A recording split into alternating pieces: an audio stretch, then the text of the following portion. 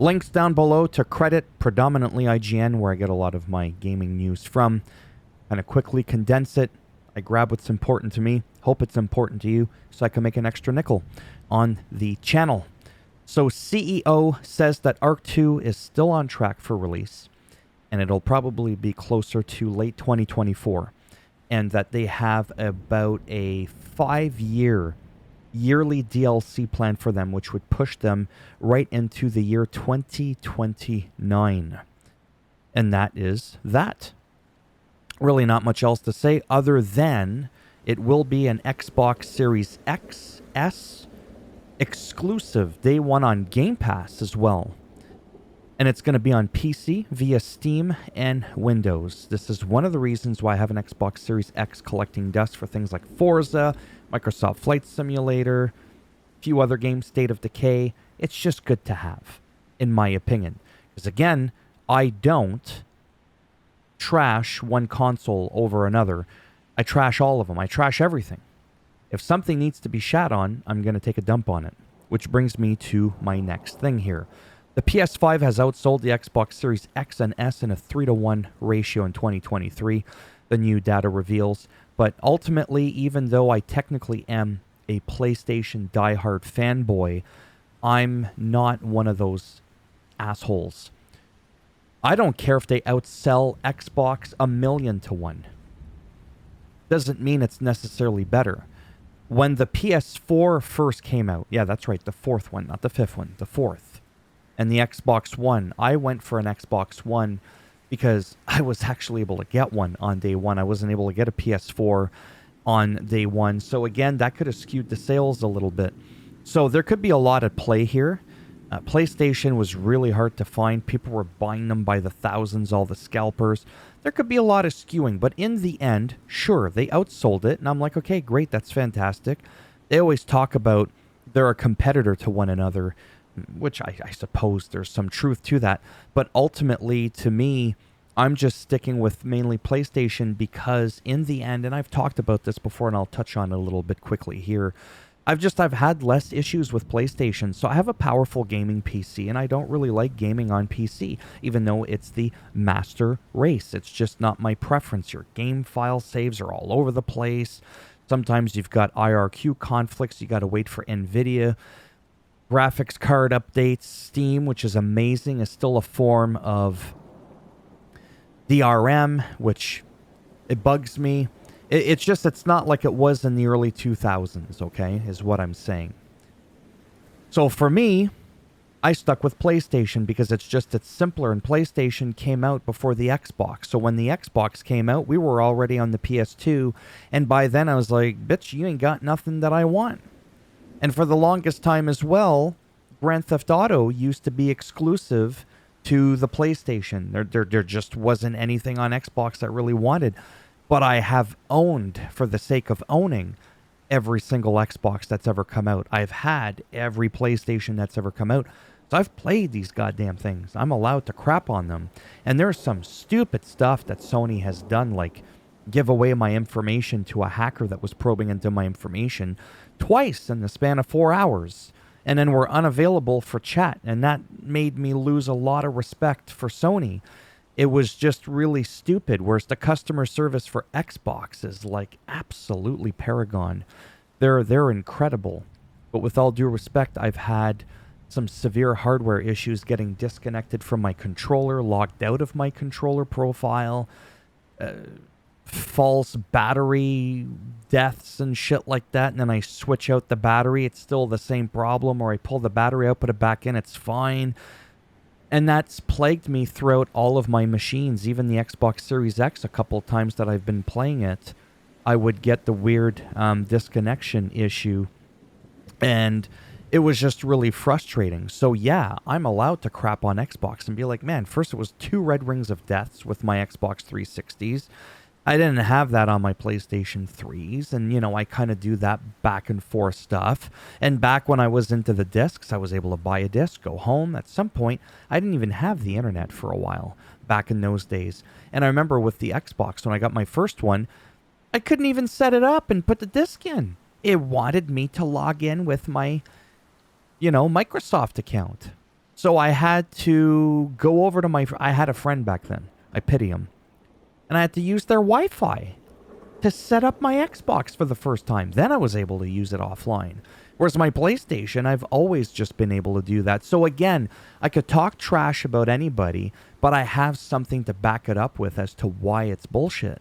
So for fake battery death, getting logged out and that kind of stuff, like from a software perspective or whatever it would be that would give you those false positives that your battery's dead and getting disconnected.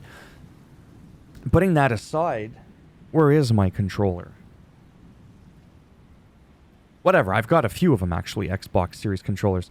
They're great.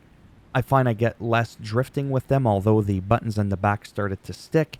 Then I had to go inside. It was a mess. But PlayStation controllers, I've gone through more of them. With my PS5, I'm already on like my third or fourth controller. Now I do play them more.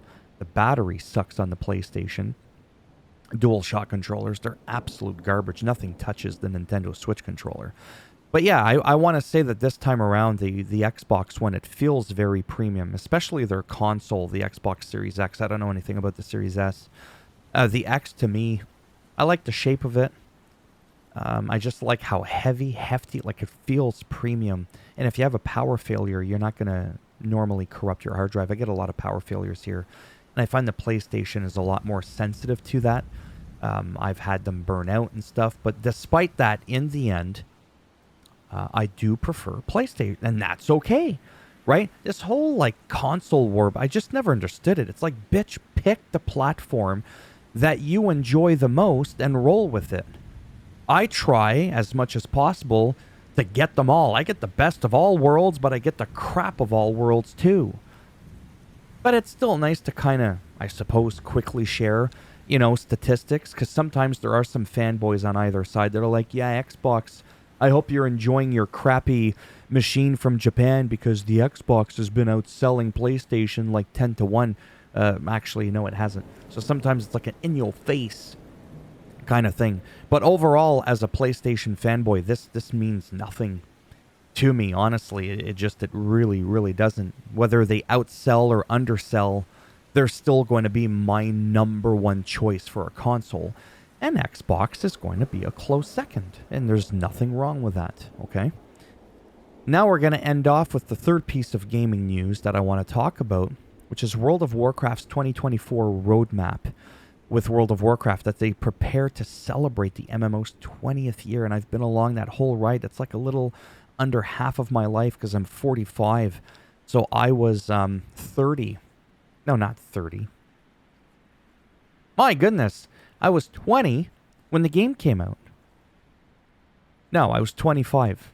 Can you tell I dropped out of high school a little too early? Yeah, I was 25 years old when WoW came out. So here's their little roadmap here. You can click on that image. You can even zoom it in. You can see everything, Seeds of Renewal, what they have planned, blah, blah, blah, for the War Within. I don't follow retail anymore in the last couple of years since Dragonflight. I've been a hardcore classic era, BC, Wrath of the Lich King, and then just like classic era, like without the expansions. That's what that means. And speaking of which, we have the classic roadmap here. And what sucks about this is when Wrath of the Lich King comes to an end, and we have in the spring-ish summer Cataclysm coming out classic, they have mentioned before, I want to recap on this, that it's been stated officially that they do not have plans to keep some Wrath of the Lich King era servers. To me, that actually destroys classic era. There's nothing classic about Cataclysm. That's a tongue twister. Cataclysm, classic, Cataclysm. I mean, there is in the sense that it's becoming so old, it's becoming a little bit nostalgic. But in the end, most people would agree this is where the world forever changed. You brought in transmog, which I love, by the way. But it's just not classic. Like 99% of people, I want to say, would agree that classic dies with the Lich King. They could have brought something different. I'm on board for them bringing Cataclysm Classic because you are going to have that small amount of people that are going to want to play it. The more options you have in life, the more people you cater to. It's like electric cars. I fucking can't stand electric cars. But I think they can potentially be great, but still have gas ones. But unfortunately, in my country, by 2035, it's not a long time, there's not going to be any new gas-powered vehicles. But again, it should be about options. You're still going to be able to buy 2034 cars and earlier that are gas-powered. But anyhow, so this to me is like a huge stab in the gut. It really, really is. So what's probably going to end up happening for me is I'm going to stop playing Cataclysm. Sorry, I'm going to stop playing Wrath of the Lich King Classic, and I'm probably just going to stick with good old 20-year-old classic era with no expansions, no transmog. To me, the game is more of a slugfest. It's more sluggish, like slower than what I would like, honestly, compared to Wrath of the Lich King. I loved the pacing and how much quicker it was to get gear, in PvP or just doing the Winter Grasp event. Okay, but unfortunately, I can't do all that work just to see it come to an end. And I understand all good things must come to an end, but for me and for a lot of people in the World of Warcraft community, this is probably one of the biggest blows ever, because now you're stuck with either Cataclysm or Classic Era. And Classic Era, and I can understand, is a little bit hardcore. And as a druid, thankfully, I'm usually in a form half the time, so I don't have to worry about looking like an idiot. Whereas at least with Winter Grasp cheap welfare epics, you can match at least, right? You didn't really need, I guess, the transmog. So I don't know what I'm going to do, truthfully. It really, really pains me that it's going to be like automatic. And if we had to like start over in a year from now, they decide to bring back a couple of servers for Wrath of the Lich King Classic, I don't know that I'd want to start all over again. So that really, really bothers me. So that's to share that with you, to share with you the WoW roadmap. Whatever. To talk quickly about the console war bullshit thing and where I stand on that. And talking about Ark. These are all three things I'm very passionate about. Consoles, the game Ark as a whole. And I've been playing a lot of Ark Ascended. It just came out like a week and a half ago-ish. And I'm already at like over 200 hours playtime in it. So yeah, so as always, if you liked the video, go ahead, give it a thumbs up. It does greatly help support the channel with the algorithm. I'm trying something new after 5 years. I wanted to rant a little bit quickly here.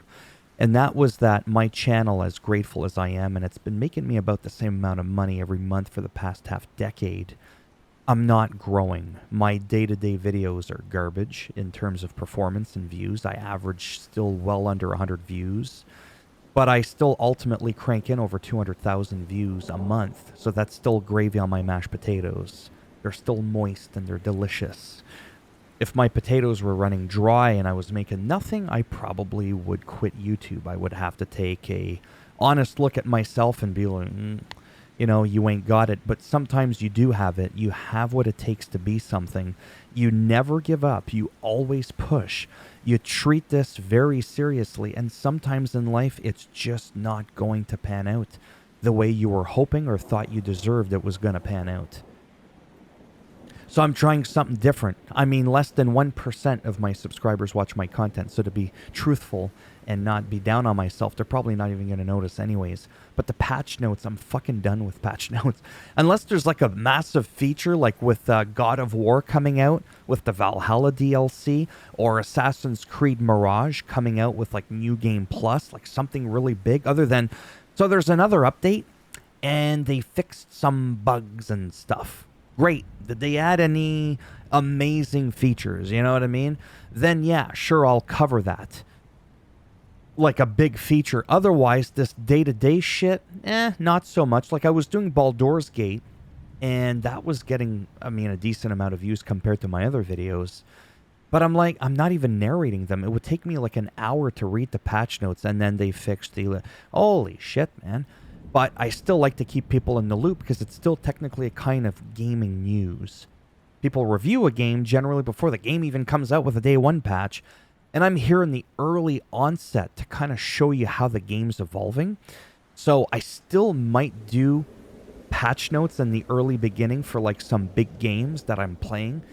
and share with you, like Lords of the Fallen, still kind of covering that, but I might already start slowing down. It's like, we get it. They've made a lot of fixes. They're still doing it. And then it's just riding off into the sunset. It's like, that's now old news now. It's no longer the new kid in town.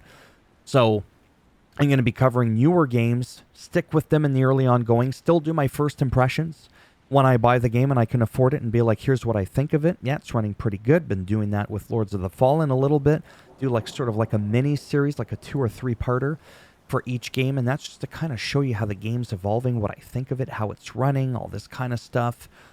So that it looks at least 90% as good as what it would look like on your screen, because I've done extensive research over the years with the best parameters in OBS, my recording software, so that when I upload and there's compressions and all this bullshit, there's workarounds you can do if you really care to get into it, that will help you with preserving that high quality, which is why even like with my camera, I use an expensive DSLR camera. I got a ring light on the freaking lens because I want to look, not that I'm looking that good, but quality-wise, I want to look the best. I've got the expensive microphone because YouTube is mainly about hearing. I would argue that the audio is more important than the video part, especially if you're just talking about gaming news. And that's why I've taken this very seriously. And it just, like I said, it didn't nearly pan out as well as I was hoping. But I don't plan on quitting unless I stop getting paid. If I stop getting paid, which you got to make at least $100 a month to get paid, then yeah. But thankfully, for now, cross my fingers, I'm well over that. Just not well over enough. I'm not Mount Everest high. I'm like little, snow mountain high, like in the spring, where the snow mountain's not really that high. Still a mountain, it's just not Mount Everest. So that's where I'm sitting with that. So anyways, that's it. I have nothing else to say. This took me 17 minutes. Patch notes usually take me 5-10 minutes each, but I'll still argue that this is unscripted. I didn't think about what I was going to say. But I'm actually enjoying this. So I want to start getting a little bit selfish and do things that I enjoy a little bit more, in hopes that, that's the ulterior motive, is do more of what I enjoy, but somehow hoping for a miracle that the people are going to enjoy this kind of content a little bit more than just me always being about patch notes, and hoping that I can get some growth, because insanity is repeating the same shit over and over again with the same results, but expecting different results. So I got to change it up, but I don't want to wildly, totally outrageously change it up. A few little things here and there and see how that goes. As always, I hope you enjoy your holidays, whatever you call them, whatever it is you celebrate. I celebrate Christmas. I don't do much, but I enjoy it a lot. So enjoy the holidays. It's in a couple of days. I'm sure I'm going to be uploading by then. And the other thing, too, is to try and stop multiple uploads a day. I've kind of slowed down lately, not because I'm lazy, because I'm trying to respect your time so that you're not getting spammed all the time. Probably still going to do a couple of videos a day. I just don't want to be pumping out 15, 20 videos a day. Unless there's like a new Grand Theft Auto and I'm showcasing like a bunch of, here's how you do that, here's how you fix your car, here's how you upgrade your car. Like, that's always going to happen. But how often are big games like that going to come out where I'm going to talk about that, right? But yeah. All right, enough rambling. Thumbs up if you liked the video. You know the drill. Thumbs down if you didn't like it. We bend it in half, twist it, break it off in your ass. And naturally, if you want to subscribe to the channel, I don't even need to say it. You know what needs to be done if that's what you want to do. And if not, thanks for stopping by anyways. Take care, and perhaps I shall see some of you in the next one. Bye for now.